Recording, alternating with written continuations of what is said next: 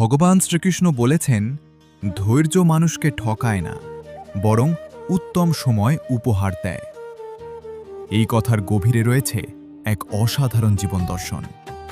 ভগবান শ্রীকৃষ্ণ আমাদের শিক্ষা দেন যে জীবনের প্রতিটি মুহূর্তে ধৈর্য ধারণ করা অত্যন্ত গুরুত্বপূর্ণ।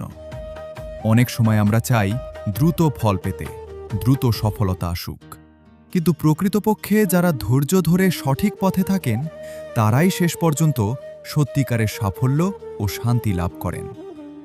ধৈর্যের প্রকৃত রূপ। ধৈর্য মানে কেবল সহ্য করা নয়, ধৈর্য হল বিশ্বাস রেখে অপেক্ষা করা, নিজের কর্মে অটল থাকা এবং ঈশ্বরের পরিকল্পনার প্রতি আস্থা রাখা।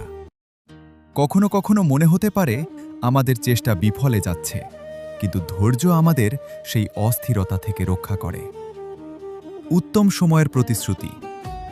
শ্রীকৃষ্ণ এখানে বোঝাতে চেয়েছেন যে ধৈর্য হারালে আমরা মাঝপথেই থেমে যাই, কিন্তু ধৈর্য ধরে থাকলে জীবন আমাদের এমন সময় ও সুযোগ এনে দেয় যা হয়তো আমরা কল্পনাও করতে পারিনি।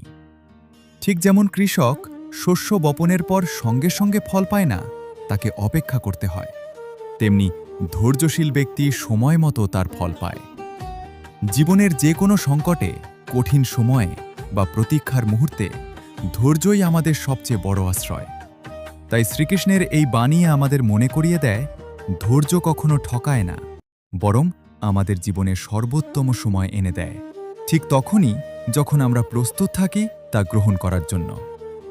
হরে কৃষ্ণ।